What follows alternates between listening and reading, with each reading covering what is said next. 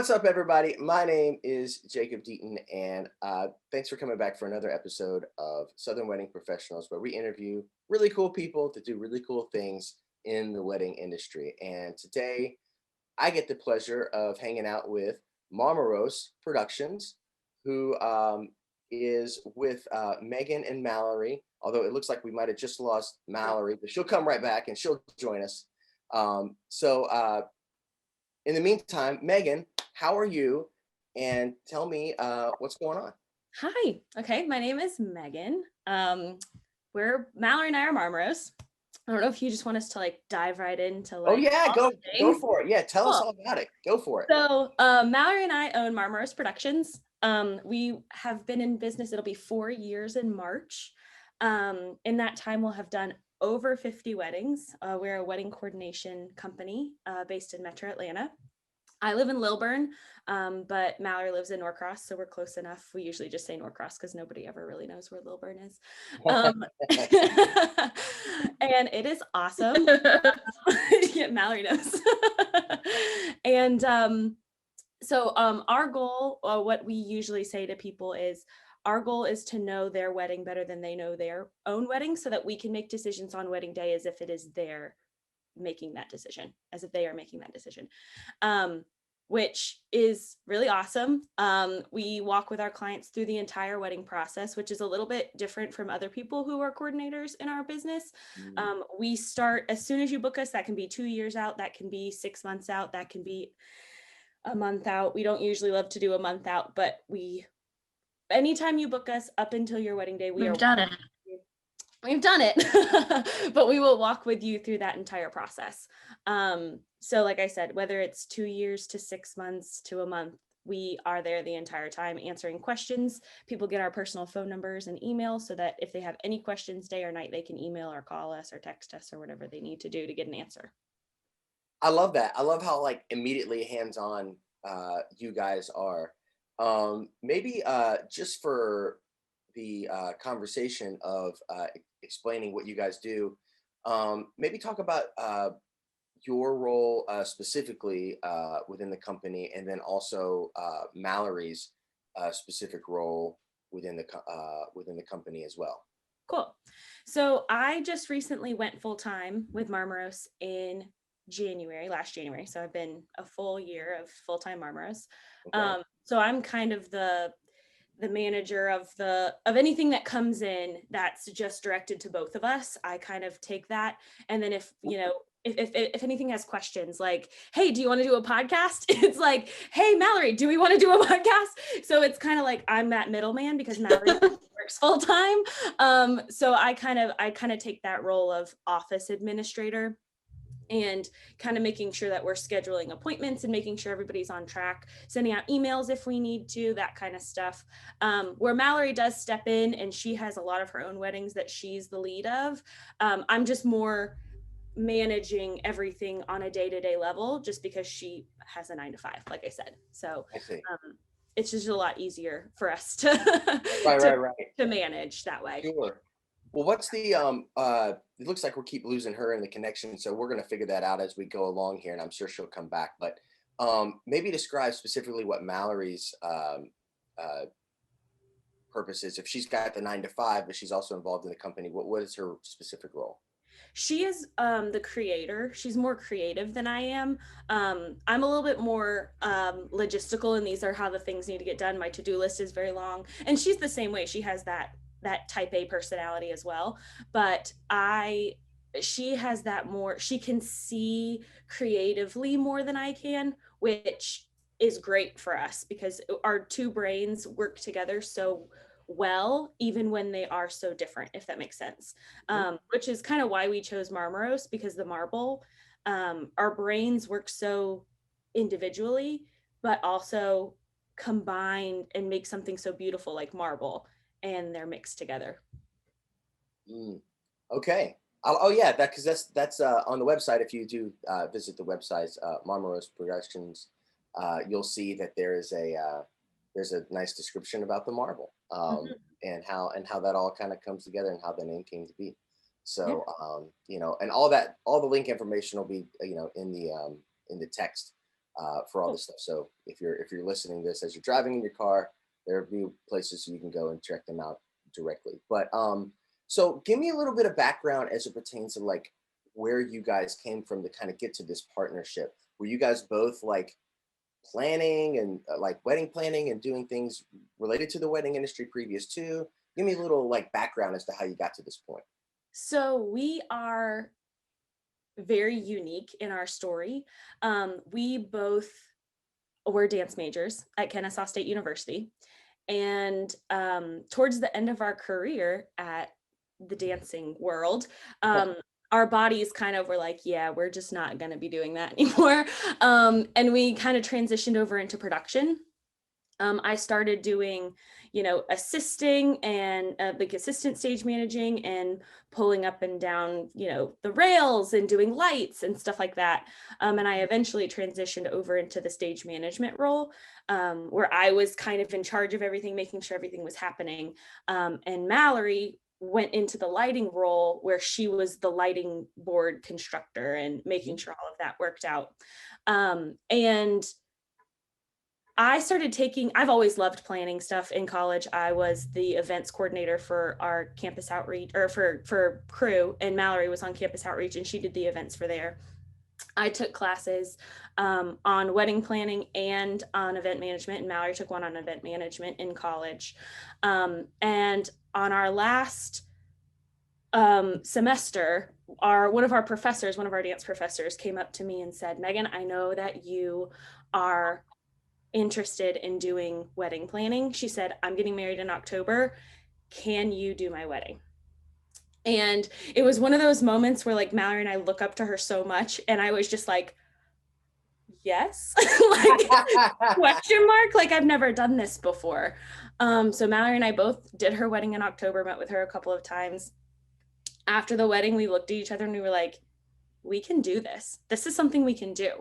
I got married the next month. And then 6 months after I got married, Mallory and I started Marmaros. We already had 2 brides under our belt. Having our professor really say that we did a great job and give us glowing reviews really helped us Mm. push into it even deeper. So a lot of people are like, oh yeah, wedding planners just come out of nowhere and just because they like planning their own wedding, which I was planning my own wedding and I loved it, but we did have the knowledge of overseeing stuff before that, if that makes sense. Um, Sure.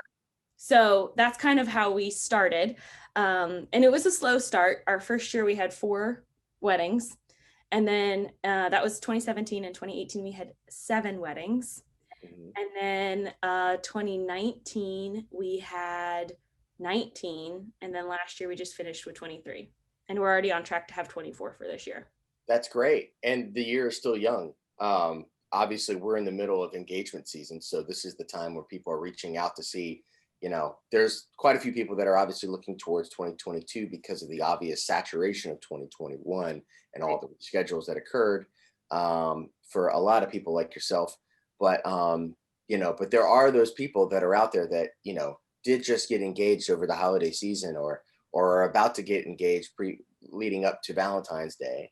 Right. And uh, there's going to be those last minute like, well, we just want to go ahead and get right to this, within the next 6 months or so. Yeah. So we're definitely still in that ripe season of like people people getting out there. So I was just curious, like, so in a younger company like yourself, because I've interviewed people from literally I've been in business a year or less than, all the way to people it's like I've been doing this for 20 years. And sort of the real interesting, some of the interesting questions I like to ask to people, because it's always different, Mhm. is, I mean, how did you get that jump from the year where you only had 7 weddings to, 18 or 19 and to now like well into the 20s and likely going to hit 30 by the end of the year? That very large size from where this is like a passion and I want this to be a business to now this is actually a business. What were some of the things that you did to sort of bridge that gap, like from advertising, marketing, etc.? So a lot of our advertising is word of mouth. A lot of our clients up until recently really have all been, hey, I heard about you from so and so, or da da da. It's just been really recent that it's like, hey, I saw you on Instagram and you look really cool, like let's talk. We do tend to, we post every day on Instagram, and we're trying to get like organic media that way. Yes. um, so we use Later. It's a technology that we can schedule all of our social media posts. And that goes back to Mallory being the creative one, where she lays out all the posts and makes sure that it all looks beautiful on the feed. And I drop the copy in every single one. So we're like working together there. Oh, It, cool. it, I it's like very, that. yeah, yeah, it's very important just for us to stay relevant on both Facebook and Instagram. So that's kind of, that's been our biggest leap from, you know, having 7 to having 19, is really that word of mouth, and, being really almost too aggressive on social media. Like every day we're posting, and every day we're trying to show our faces on, even if we're not showing our faces, but we're showing something on social media on the stories. We just started Mondays with Marmaros, which is a tip for couples every Monday. Just really trying to show our value and show that we are educated in what we do, so that it makes sense to people that like we're not just, some girl. And especially because we're so young, people are like, moms usually are like, oh, you're kind of young. Like, if we want to use you, why should we use you? And it's kind of like, because we have the experience in that. Right. Well, I mean, that's a thing. When you're young in the industry, there's going to be people that are looking to hire people, and they're like, I don't know. Mhm. And sort of assuring them that that you know what you're doing, is all in the presentation. So if you're doing all the right things, and obviously things are working, you're scaling larger and larger every year, it seems. So Yeah. where do you see, like, and I apologize for our listeners that, like, poor Mallory, she's trying to get into this meeting, but she just keeps, like, her internet connection keeps Now. coming in and out. So hopefully we can get her on in a little bit. And if not, maybe I'll just do a special one-on-one with her at some point. But the truth is like, when you're scaling like this and you're growing your business from the single digits to now easily into the 20s and 30s, it probably spurs on the thought of, like, what comes next. Like, there's probably that immediate rush of, like, oh man, let me get all this together. There's lots coming in. Oh my gosh, all these emails, all these couples. Yeah. And then when you get to, like, to the point where that kind of settles, which it sounds like you've been in the 20s, for a couple of years now, and you're moving up. Mhm. Um, what does the next 2 to 3 years look like to you? Like, I mean, do you have, like, any specific goals in mind? Is it expanding the brand? Or is it, just kind of keeping pace with what it is currently? So I think it's gonna just be probably just keeping what it is, but growing the amount of weddings that we have. Because right now we can do 2 weddings a day, right? I can go to a wedding and Mallory can go to a wedding. And easily we can do 4, 5, 6 in a weekend if, permitted. We can do that. And we had an intern all last year who was coming on full time with us. So that is even another person who we can, so like our team is growing a little Yeah. bit. And she just graduated from Kennesaw State also, but she has a hospitality degree, so she's kind of bumping us up a little bit. So yeah, that's kind of immediately that's the goal. Further down the line, like way down, if you're looking way down that road, we want to own a venue. Mm, Just because we've worked at a lot of venues that are great. But there's a trend right now where if you own a lot of land, guess what? We want to open a venue. And a lot of people don't take into consideration, like, oh, the vendors need a place to put their stuff, and so we want to build a venue that is conducive for everybody and that makes the most sense for vendors and couples and guests that are coming. So we'll have gone to quite a few by the time that we open our own. So I mean, I think for anyone that's in the business that, I- you know, at some point, I think that thought maybe enters their mind, mhm, because if, there's always variables whenever you show up to a wedding day, right? I mean, there's like, I mean, you may have walked through the site and everything, and you may have done all your prep work that you're supposed to do, but there's always something that's gonna like sneak up and grab you, Yeah. and then you're having to shift and move around to make it work, and also make it calm so nobody knows that anything is going wrong. But Right. like but if you own the venue in which that so intimately, like like there like the likelihood of something going wrong is like next to zero, you Right. know? Right. And that's always in the back of our minds as a vendor that I am, like with music, and like you with, wedding planning, like you always want to minimize that down to zero. And Right. so like for me, it's like, oh, I dream of having the venue that has like the stage and the Mhm. lights that are like exactly perfect on the exactly right person in the place, and like Right. just perfectly dialed in sound, because you're constantly moving things in and out. And for you, I'm sure it's like, if you had the perfect venue, how everything perfectly moves Mhm. simultaneously. I Mhm. mean, it would be the dream. Yeah. It would. It is actually. Yeah. Um, yeah, that's what I mean, I think anybody who's gotten to the level that you've gotten in the business, like I think that starts to creep into people's brain, whether they actually do it or not, who knows. But like but for me, I'm always thinking, 5, 6, 7 steps down the road, and I have to have people within my organization pull the balloon down and say, "Hey, Jacob, like we're here, you know. Come We're not in the down. clouds up there somewhere." That's Uh, great some days, but let's come on down. right. Exactly. Well, that's really cool. So actually, let's you kind of hinted at this earlier.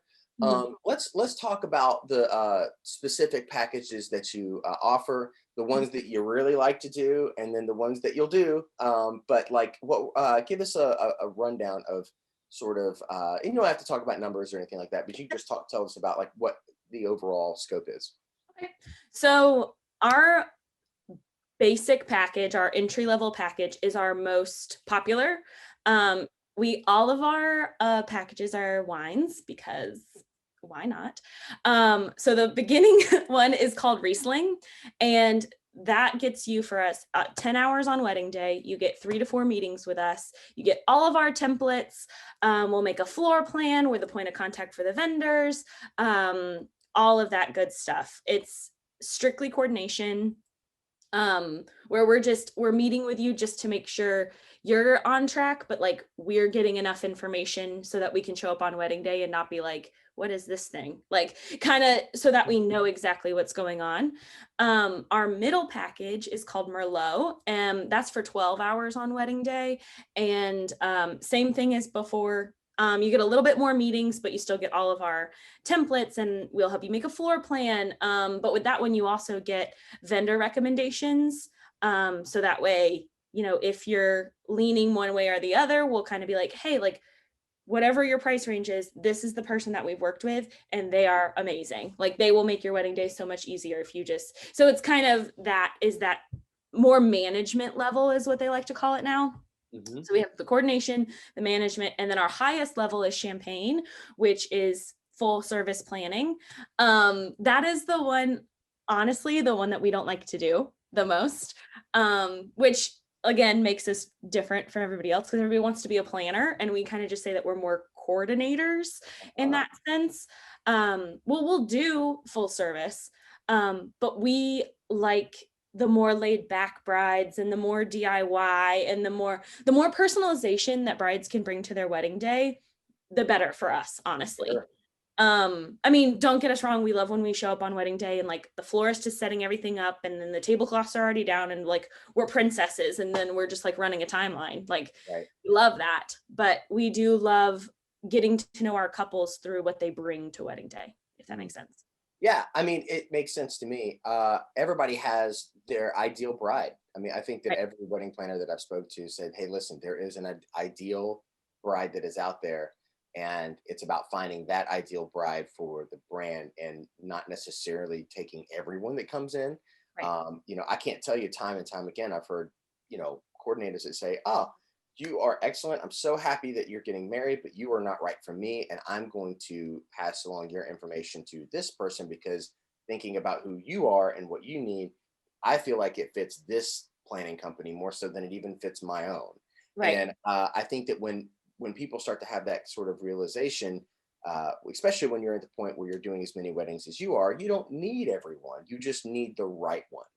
Well, Uh, right. And it takes that learning curve to get there, right? Because your first few years of business, you're like, anybody, I'll take anybody who walks through the door, right? Because like that's money in my pocket and I just need the people, right? right. But when you get to a certain point and you can kind of see the red flags of people that they might be great human beings, but they're not going to work well with you. And it's just not going to be conducive to make a great experience for anybody involved. And like you said, you can just pass it on to somebody who you know will mesh better with them. And that's kind of, it takes, like I said, a little bit of education to get there. Well, and let's be real here. I mean, cash makes the world go round. I mean, Right. everybody's got to eat, and everybody has to do the thing on the business tip. Right. So it's just super important. It's more important than ever. And in the topsy turvy world that we live in, with this pandemic affecting the wedding industry. I mean, everybody needs money, but like at the same time, you're exactly right. The ideal person that you're looking for, you want that personality match so everything is easy. Right. You're managing 20, 30 weddings a year. You're talking to these people throughout the year. Like um you need that level of communication that just doesn't, that is not a hard to work with kind of Right. scenario, just because, I mean, like I said, you're doing it all the time. It's, you don't need that kind of stress. Right. Right. Right. And I think that's why people who are more full service tend to be like, okay, this is my price and it's pretty hefty. And we only do 7 a year and that's it. Right. And they like max out a month, or, we only do 2 a month because it's crazy. And Right. where, and I know that like I've listened to podcasts in the past and they're like, it's not about the number of weddings that you have, it's about the money that you're making, which is true, but also in the same breath it's like, but I want all the weddings. Right? Like I want to be busy, I want that to happen. So I'm teetering on like in between what you Right. and staying busy, right?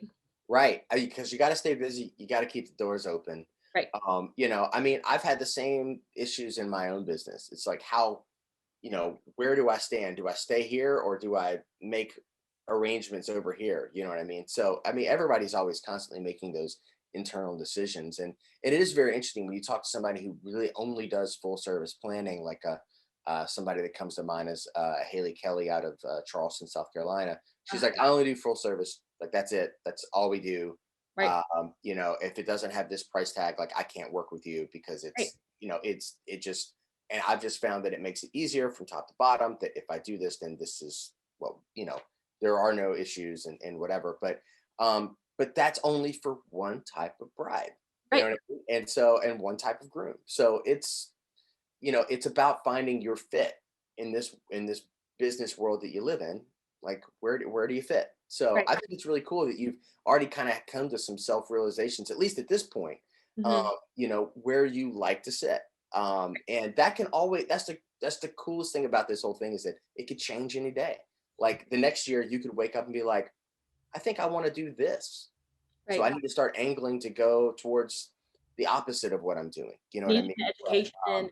Right. right. But you've got the backbone and the reviews and the referrals and a great looking website and all that stuff to back up your package now. So you have those sort of like, available pivots like at your disposal whenever you decide to make them, if you decide Right. to make Yeah, and like we said, we we like the DIY brides, the couples that, you know, maybe not making every single centerpiece, but them. Mhm. it's more of a personal connection. Like they're choosing stuff that means things to them. And that's where we are right now. Sorry. And maybe, like you said, maybe in 5 years, it'll be different. But as of right now, that's where we both feel very comfortable. Yeah, we're definitely, I mean, sorry, like Fine. the lag got us there. The you know, you're definitely like always evolving as a business, and you're always trying to figure out how to be the best you can be for the people that you are with. Right. So, um, what I started doing in the very beginning of my business is vastly different than what I do now. But it's still in the business. You know what I mean? So like Right. I used to have a certain ideology and now I've evolved after all these years, so I completely agree with you. It's a living, breathing organism, and we have to like respect that and be willing to, move with the times. I mean, who would have thought that the climate that we're in for weddings would even exist Yeah. currently? Um, it's never been. So, Right. speaking of that, tell us a little bit about how you've evolved through this whole process, with COVID-19, and like, did you have a lot of weddings that canceled or rescheduled? Like, how are you handling those situations? Yeah. So mostly all of our Aprils and Mays were vanquished Right. from mostly 2020. We had a couple just move just to the fall and then just were like, yeah, we're just getting married anyways. Whether that was smaller or in a different location or all outside or whatever they decided to do. But yeah, we didn't fare too horribly, right, Mel? We did pretty okay. Um, we moved we had So, yeah, it was a learning curve for sure. Yeah, it was. And so we had to move, we had 2 in April on the same day, and then we had like 5 in May, that all moved. All of our Mays became Mays of this year, basically. And we had 1 cancel altogether and then 1 move to the fall. So it was a learning curve, but we were like, listen, we can be the company that says, if you're getting married, we're going to be there. And we showed up. All of our couples who were able to get married, whose venue stayed open, who, decided to pivot, like I said, and get married outside instead of inside and have everything, just having that open air feel to make everything comfortable, everybody in masks, that whole thing. But we did, 23 in a COVID year, which is, I don't know, a pat on the back for me, I guess. I'm like, it makes me very happy.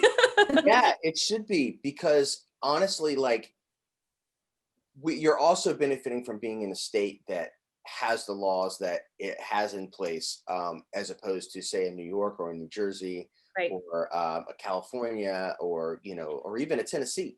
right. Tennessee, or particularly like in the Nashville area. Like, if I'm going to be very specific, but like, um, a lot of weddings just couldn't happen. Right. And the fact that you even got 23, and I'm sure there's somebody listening in New York right now that's just like, pounding their fist on the table, just wishing they could have done, 5. Right. Um, I whether you agree with the laws or not, and that's not what we're here to talk about, but like, we did benefit from being in the state of Georgia as it pertains to being able to at least keep those contracts fulfilled, and and sort of just make adjustments. Yeah. Uh, And so and April and May, I mean, I'm not going to say that it wasn't stressful because it was, I mean, April and May, it was a nightmare, right? Like everything was locked down, couldn't leave your house. I had people calling me every single day, hey, I want to postpone, hey, I want to postpone, and then like try to figure out when they're moving to and making sure everybody moves with them to the new date. And I mean, there were my COVID lockdown procedure was, sleep as long as you can, get up in the morning, go to the computer. When you get stressed, go for a run, come back, go to the computer. If you're still stressed, take a shower, go outside, read a book. Like, just do what you need to do to keep everything afloat, but like, don't kill yourself over it, because it'll all be okay at the end of the day. what else can you do?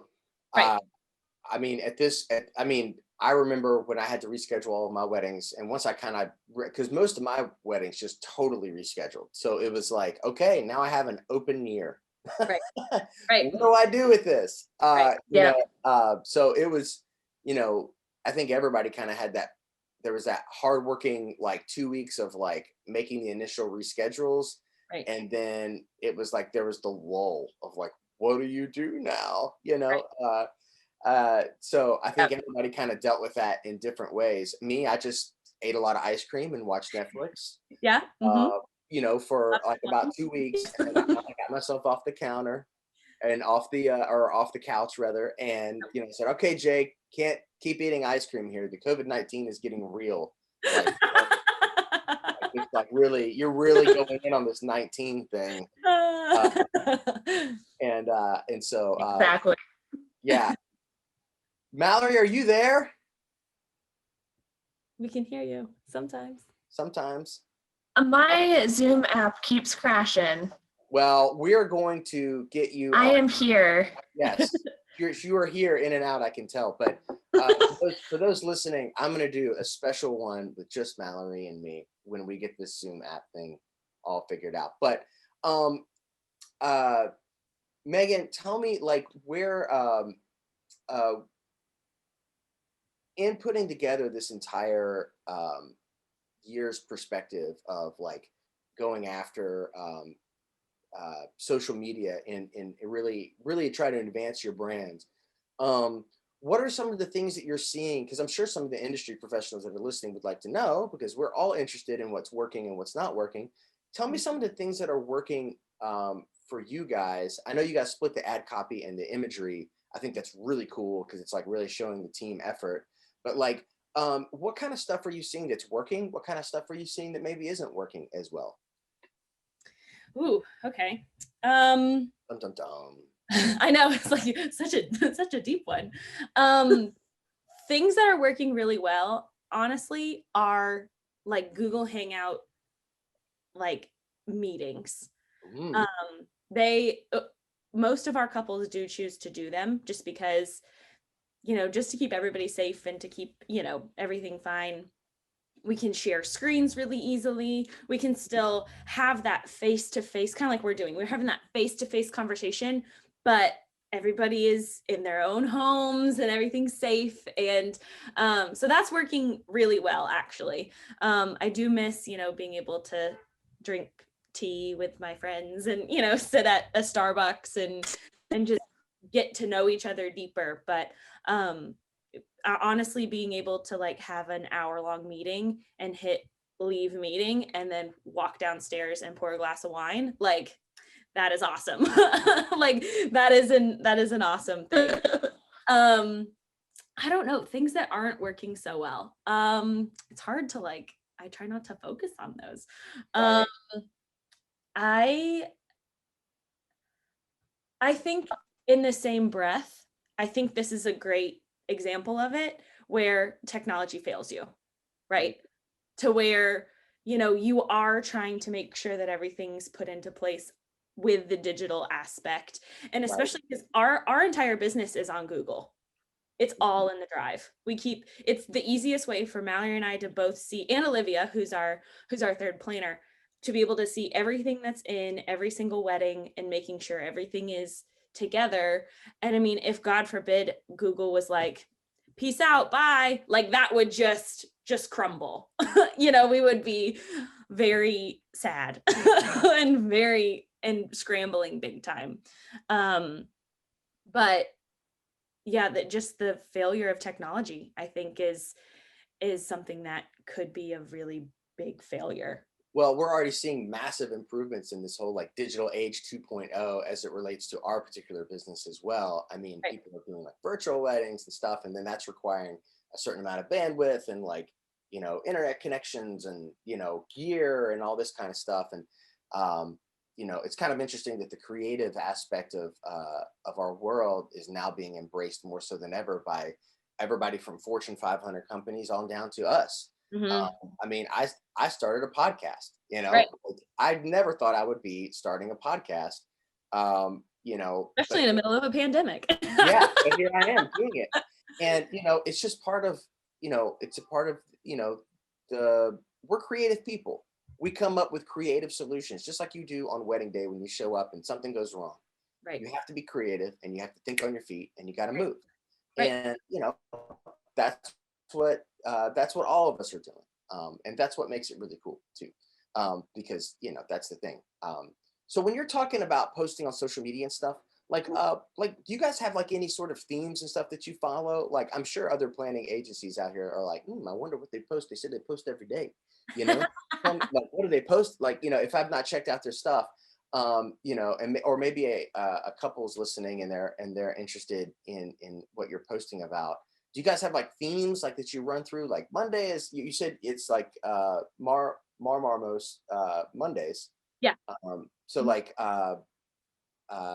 what is there any other themes throughout the week? Are you working with like the photographers that you worked with on weddings and grabbing some of that like content? Like, I mean, is that how you're kind of putting it together?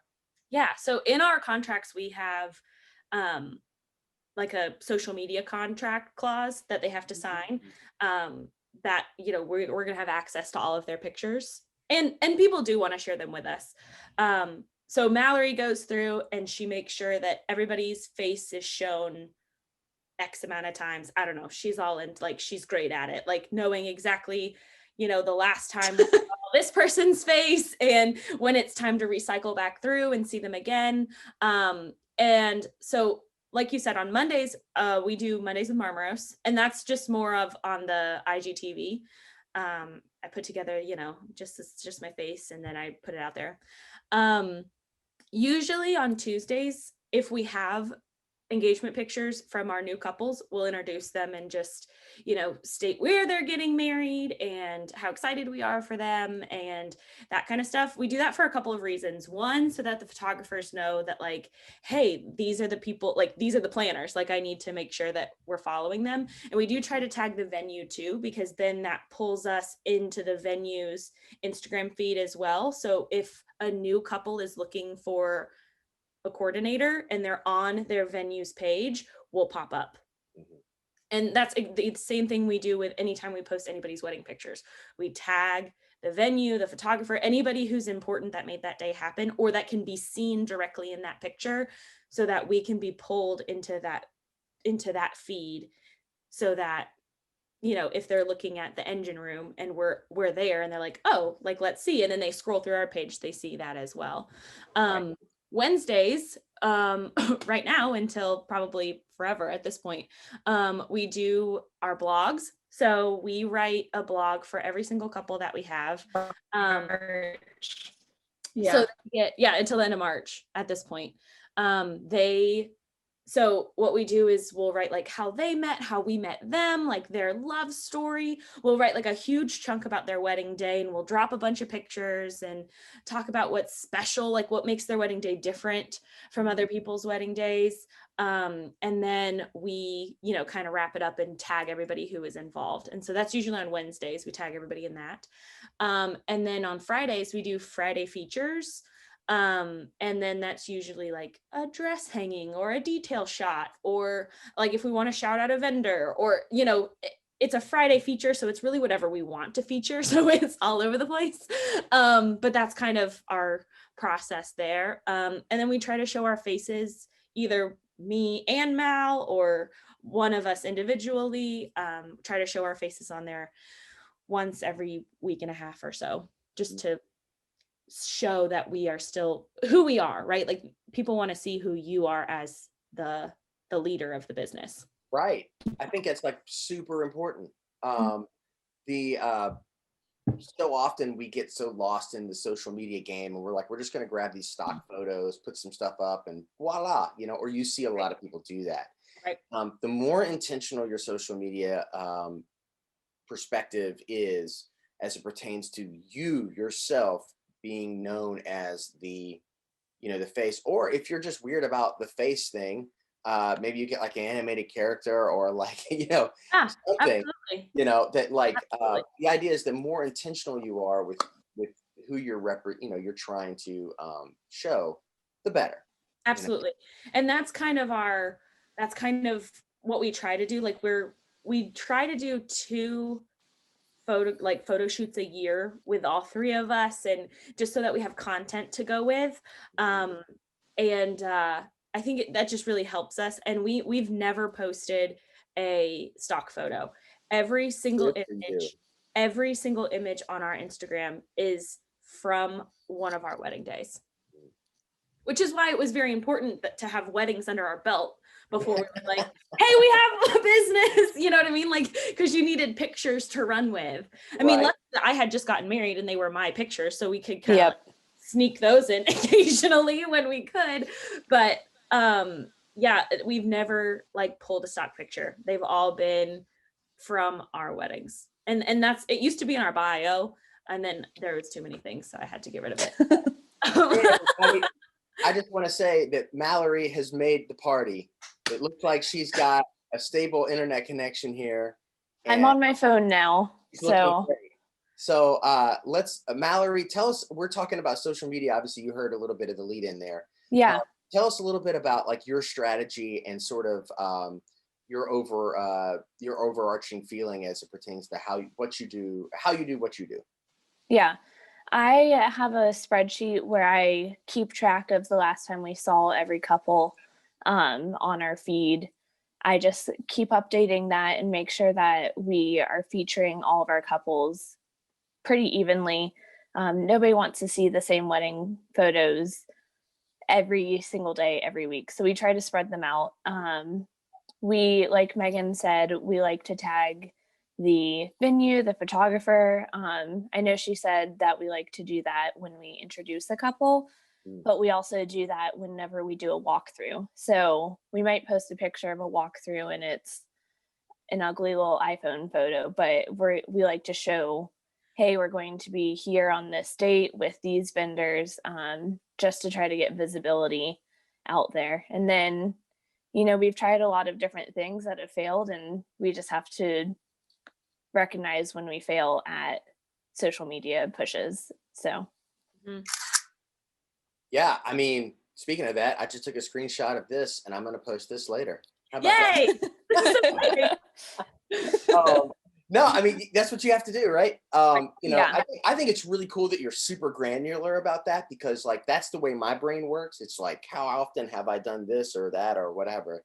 You know, and that's the way my brain works. Sometimes my execution fails, but that's what it's about, right? Being that specific about everything that you post, because I really do feel like the intention of things that you post on social media, if you're putting that out with the right intention and your copy is matching with like what your actual post is, for say in Instagram, you know, we're talking about a video or a photo with like incredible copy. You tie those two things together well, the person that's supposed to find you is going to find you, especially if you do the right things to make you findable. Right. So I mean, I've totally like, you know, a little you know, I'm blanking on the word here, but like I'm putting it out in the universe, you know, essentially saying, you're speaking it into existence. Yes. right. I'm just, yeah, that's exactly right. And like Mallory said, we've done a lot of things that not have failed, but haven't performed. hasn't performed the way that we wanted it to. And I think that's why more and more often now we're seeing like, hey, you know, on our inquiry sheet, we saw you on Instagram. And I think that's why we're kind of in that zone. We put everything on Facebook too, but it's just not, it doesn't perform as well as it does on Instagram. It just doesn't. Right. Yeah, I feel like Instagram is sort of one of the best places for people to find out about your brand. Do you guys play with any other platforms like Pinterest? Do you do anything with Pinterest at all? I do. Megan's all about Pinterest. I love Pinterest. My favorite. So usually what I do is after a blog, I schedule out just highlight pictures from that blog, pointing people back to the blog and just kind of saying like, you know, a romantic wedding at Little River Farms, or, you know, in November, you know, just kind of making sure that if somebody's looking for something, or, you know, beautiful mauve wedding dresses or bridesmaid dresses, like something that somebody who's going to type in mauve wedding dresses, we come up. Because Pinterest is a search engine. I mean, so it's only going to better your SEO. So I do that. And then we have inspirational boards that I haven't been as good at doing recently. But now that it's slow season, maybe I will be better about like pulling inspiration and pinning it to the different places as well.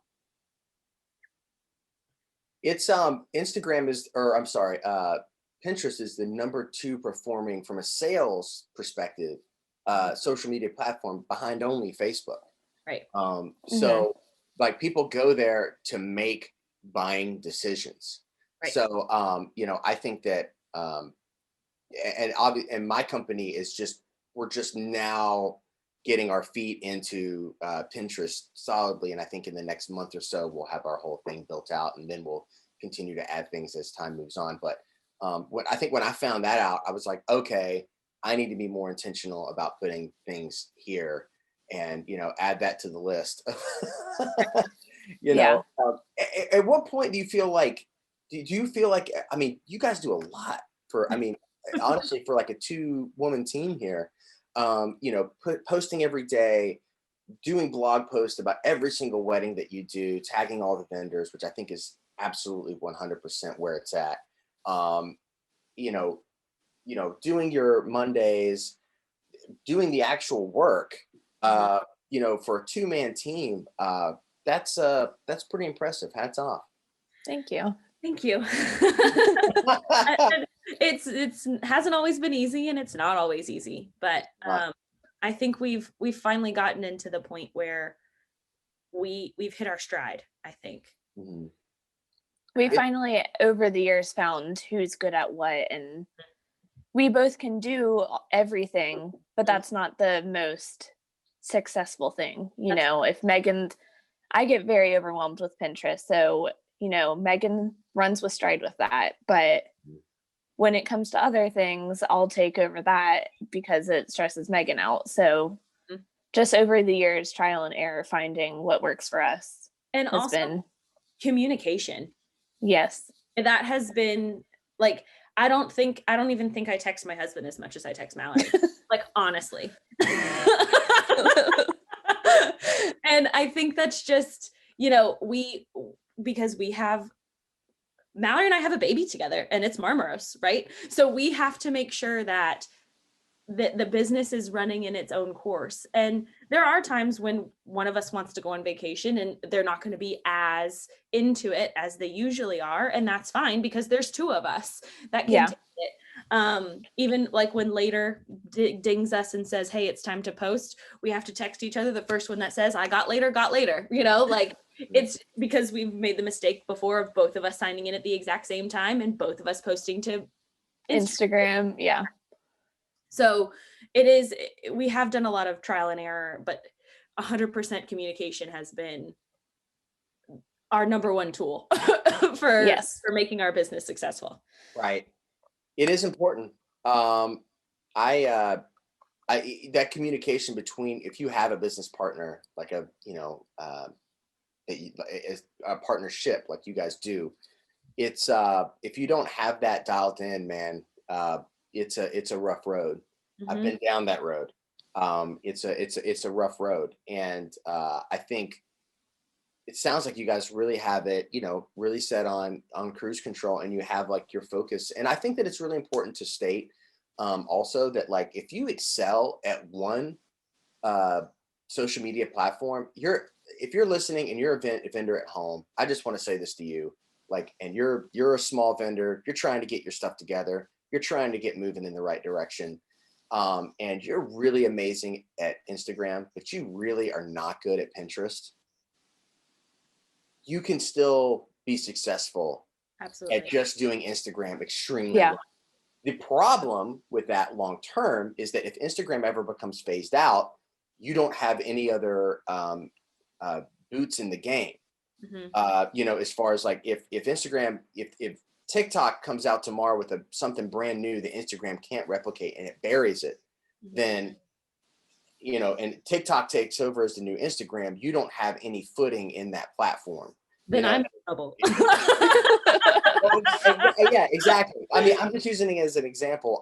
My company has zero presence on TikTok, but I'm planning on instituting some things to try and, I've become comfortable with the platform, just playing around with it personally, to where like I feel I can start doing some things. But like the idea is to come up with a schedule that works for you, find the focus that really works best for you and that that your industry is in, and then try and just be as good as you can at that, and slowly branch out to these other things.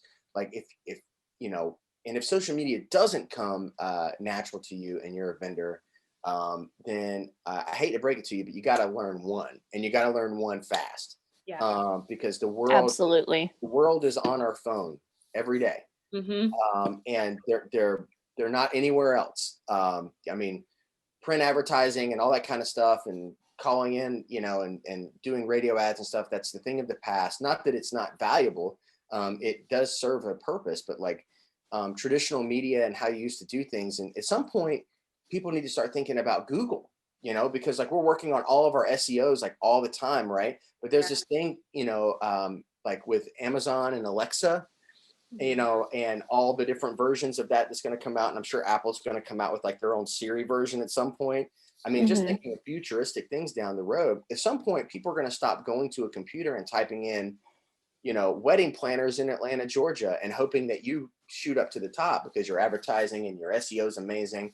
At some point, somebody's going to look at Alexa and say, Alexa, what's a good wedding planner in Atlanta, Georgia? And then what are you going to do? You know? So, I mean, these are the things that like we have to always be doing, all the things that we focus in on best for now, but we always have to have kind of our mind on like the next, what is the next thing, you know? And have to be willing to understand that you're not, you can't be married to a particular platform because tomorrow it could be gone, you know? Yeah, that's funny. Absolutely. I texted Mallory last night and I said, does Marmaros have a TikTok? I literally asked that last night. Yes. Yeah. I mean, I just created my, I've just gotten comfortable with TikTok in the last couple of months. And I only do it like socially and for fun. And I think it's funny and it's a really cool platform. But you know, the organic reach is, I think, is what everybody's after, you know, that free, oh, cool, I just posted something and 250 people saw it and I have corresponding hashtags to whatever. I mean, the same thing is still happening on Instagram. So you're still getting those hundreds of, you know, and if a few people share it or whatever, it really grows.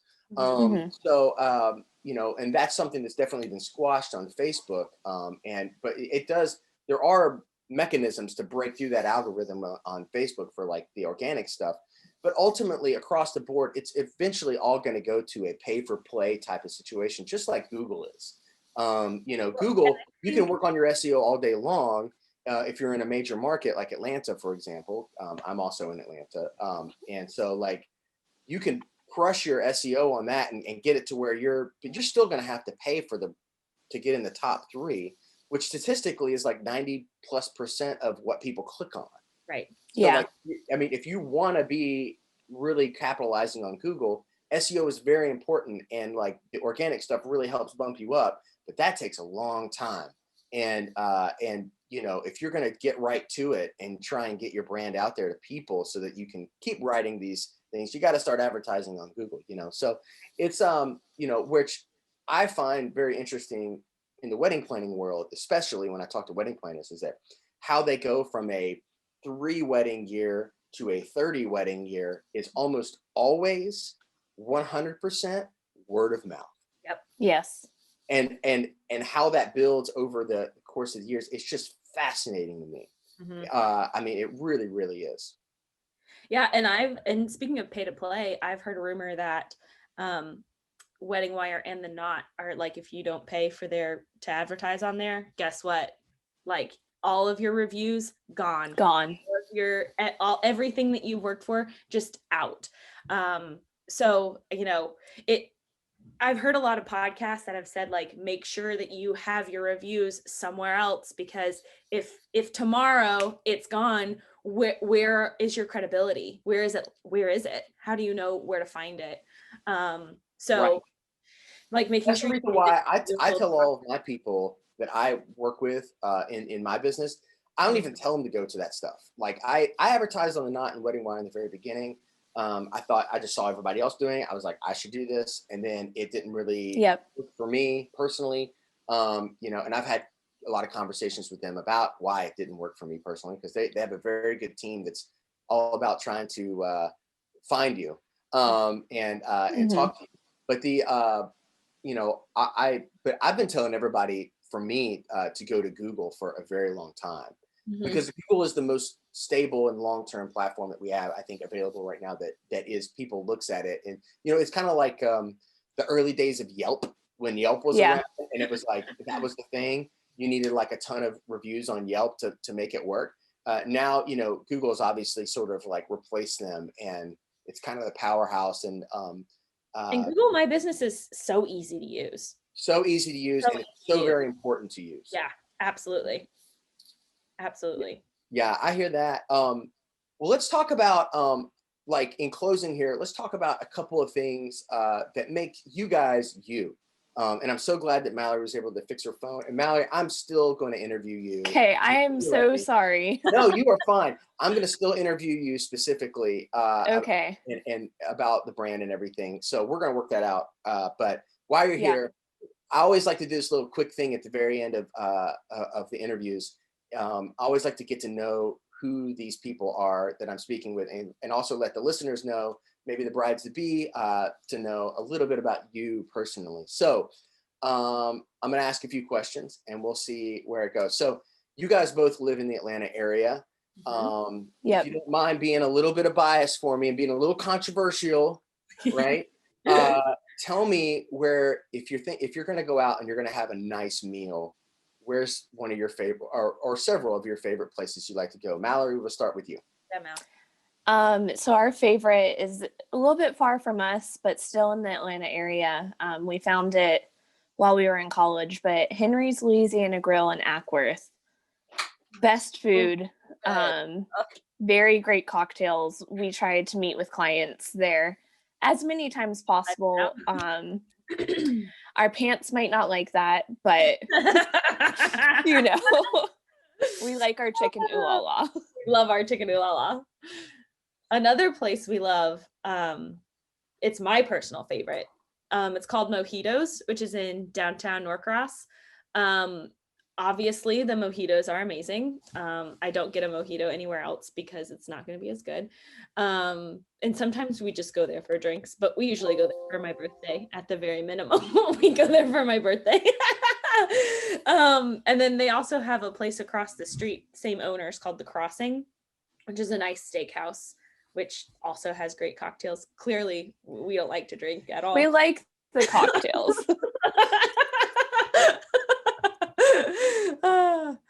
Oh, that's good. Okay, so I learned about some Norcross spots. So I don't get to Norcross as often as I live in East Point, actually. Okay. So I don't get to Norcross as much as I used to. I used to go there quite a bit for a variety of reasons, musically related. But now I have a reason to go to Norcross. Well, you have to get a mojito.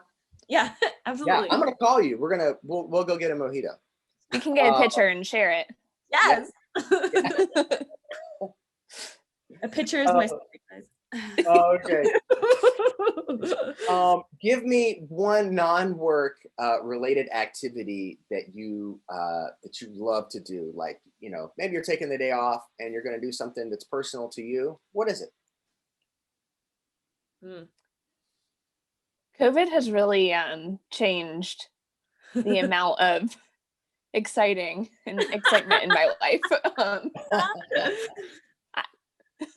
I knit all day, but that's not that exciting. But whenever I have a day off, I sit at home with my animals and knit. I love it. That's awesome. So, yeah. Yeah, I'm still waiting for my birthday blanket. It'll be coming eventually. So I've recently found a love of hiking. My husband and I, we went to out west for our anniversary, and we basically hiked for 10 days. And my parents just recently also bought a cabin in Highlands.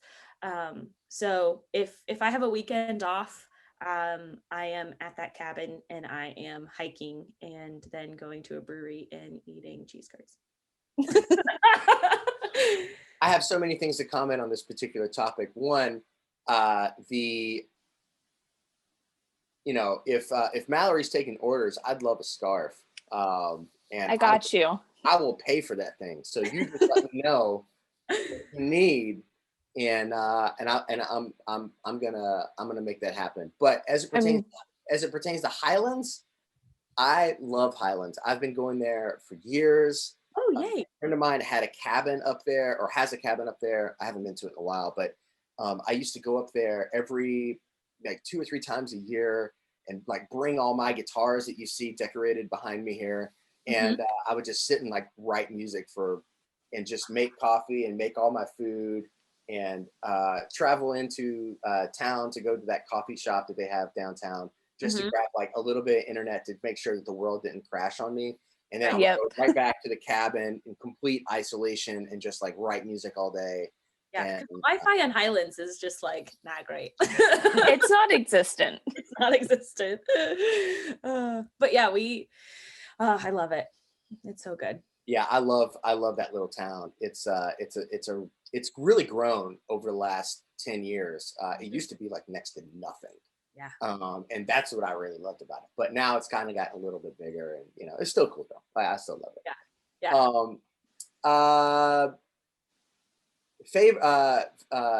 Is there, because I'm a music guy, I have to ask, what are you listening to right now? If you are a music person at all, like what are you listening to right now that like really that you love? Mine's easy. I'll step over your mouth. Yeah, you go. I know this is like a cliche answer, but It's fine. Taylor. Good old Taylor Swift. Yeah. Hey, I'm loving the new T Swift albums. They're perfect for like, you just need something on in the background while you're working. It's just like that perfect, like chill music. And it's so different from like the up here, like the party music that it used to be. But if I have a free moment, I'm listening to Taylor. Told you it was for me, I'm probably going to butcher his name, but Sufjan Stevens. Oh yeah. I've been listening to his stuff a lot. It's super calming, which has been helpful in such a crazy year. So just going back and listening to old mainly old stuff, but starting to get into the new stuff too. Yeah, like where he did like the 50 state thing. I thought that was so cool. Like I thought that was such a cool idea. I mean, and so made for the social world that we live in right now, but like but so far beyond, like done so early in the game. You know what I mean? If an artist decided today that they were going to just do a song about every state in the union, that would be they'd be like, oh, that's a great social media thing, but he actually did it before it was cool to do it on social media. So hats off to Mr. Stevens. He's the man. I love his music so much. Way cool. Okay, some quick fire ones. Coffee or tea? Tea. Iced tea. I don't love hot drinks. You don't? Wow, 2 teas. But I'm hot. I don't like the ice or the sweet. Okay. You like your tea hot. I'm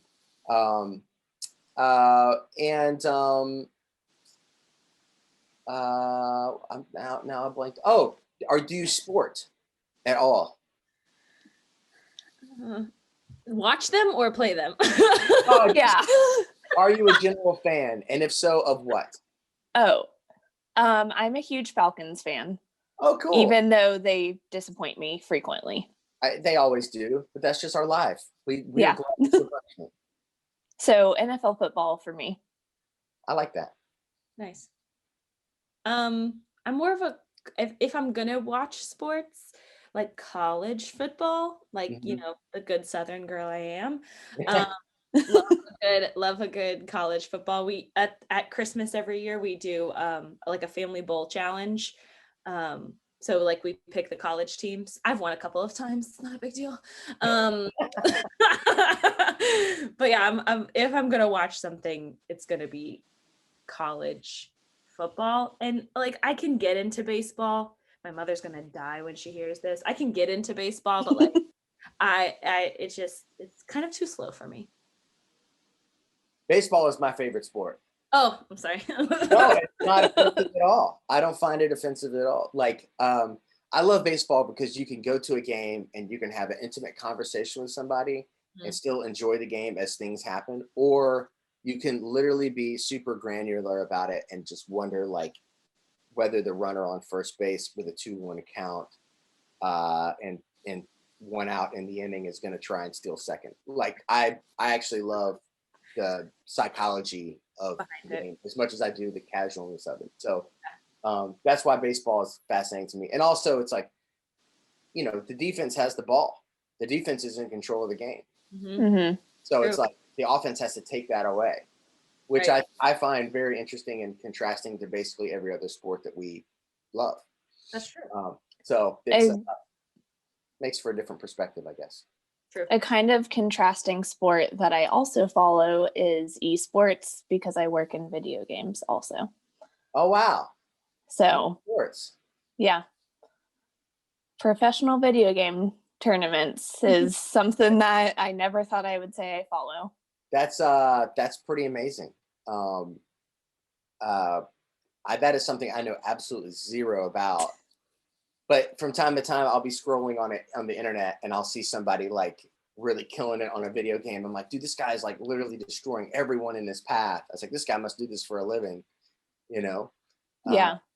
There are people out there that literally do that. It's crazy. It's 2021, and the options are, you know, unlimited. You can make money doing anything if you're just good at it. You know, which is not for the same for our grandparents, you know, that were, you know, that had to go to a particular job and had to put in, you know, hours at a company to earn a pension and all these kinds of things. Like we can literally create our reality.